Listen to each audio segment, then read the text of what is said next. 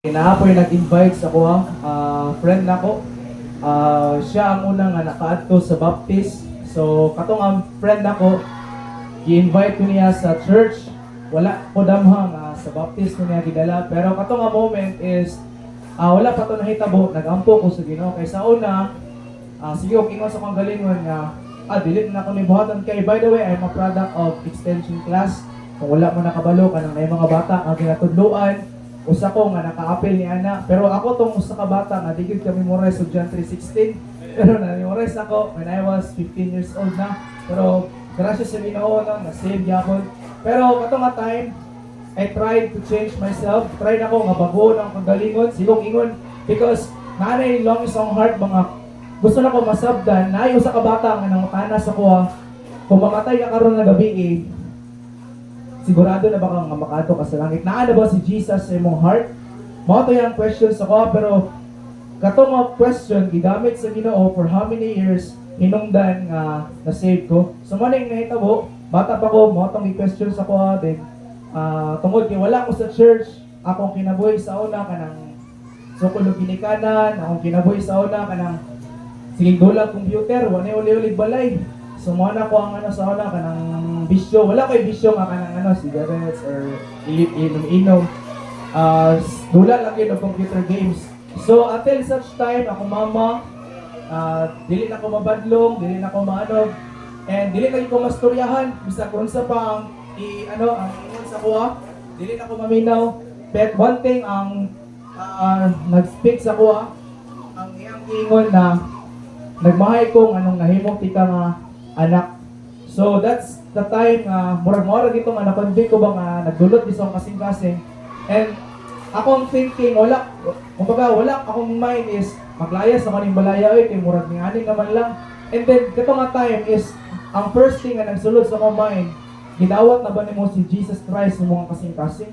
And katong nga time ako ra yung nabalan nga mag-ampo Our Father, thou art in heaven. Mura na akong nabawaan, pero katong nga time ako ra yung giampo, Lord, gusto na ko masabdan, paunsa ka, dawaton sa akong kasing-kasing. Kaya wala ko kaila kang Kristo, kaya abi na ko pasudol, abrihan akong kasing-kasing, pasulod ako sa akong heart, dili diay.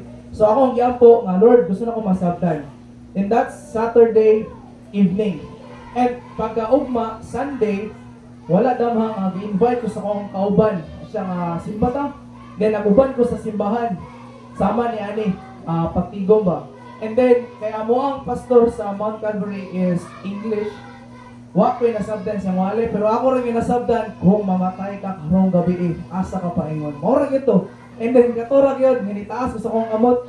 And then, akong kauban na nag-invite sa kuha, ginatry niya, inaog akong kamot. Ayaw. Namin sa pinaka-front ba, niya first time ko ato, ayaw. So, ako yung i-raise, hatod, nahuman ang invitation, na din nakakita sa kuha usa ka member dito. Kay giana lang kamot ba murag karang giapilit alam na ako din i-share ko niya dito. And then while ginashiran ko niya, grabe ako ang hilak. Dili po nahilak na grabe ka emotional no. Because naghilak ko kay tungod anak ko, sir, kabalo baka dagabiin nagpray ko. Paunsa na ko masabtan, paunsa dawaton si Jesus Christ. And that day, June 24, dili na ko malimtan. Nagbuhat og decision. Nakaroon na adlaw, dawaton ako si Christ. Nasabtan ako, number one, ingon siya sa kuha, kita makakasala. Ana siya, i-try na ko, i-change akong life, pero dili na ako mabuhat. Yung naman, ang Diyos rin makabago sa ko ang kinabuhi. And then, katong nga time, ano sa ikaduha, ang atong sala na ibayad. So doon, pila naman kasala yung muna buhat. Patay siya, hindi ko mahilangit. Kaya grabe gid akong mga sala. Ana siya, kabulo ba ka Brad, ikatulo, ang atong sala na ay silot, ay bayad. And ingon sa Bible, inaw kakalayo. And anak sa ko, dong, gusto ba nimo karon nga dawaton si Kristo sa ligan sa imong kasing-kasing? And wala ko nagpaabot nga ugma pa. Anak ko, sir, gusto na ko nga karon ay pwede na ba karon sir? Ako mag-pray ta. And then habang share ko na, I was crying. Ano man, God answers my prayer. And ingon sa Romans 10:13, mo na akong life verse. For whosoever shall call upon the name of the Lord shall be saved. If kumutawag ka sa Ginoo, dili di kaniya ay sa likway, dili kaniya grabe naman ka mga kasala. No, He is willing na. Actually, ingon pa sa Revelation chapter 3 verse 28, not mistaken, ingon to, the Lord ang Ginoo nagatuktok sa imong kasing-kasing. Karon, if pangutan is willing baka napasundo ni siya sa imong kasing-kasing bilang imong personal savior. So 6 years ang nilabay, and last na lang, after ko na save, nagkaroon ko birth desire mag-serve sa Ginoo. And when I was second year sa church, after nag-serve ko, nagsulod ko Bible college, surrender my life as full-time sa ministry, and now is graduating na ako sa Bible college. And I'm so glad na makita na ako yung mga grupo sa camp, na sila na dire, nakalimot ako silang name, pero nakagrupo na kami sila sa camp last year. I hope na this coming camp na makita na po dito sa sa Mount Calvary. So kato lang, for whosoever shall call upon the name of the Lord shall be saved. Thank you. So, kapatan, Rodrigo, salamat Rodrigo for that. What a blessing, no?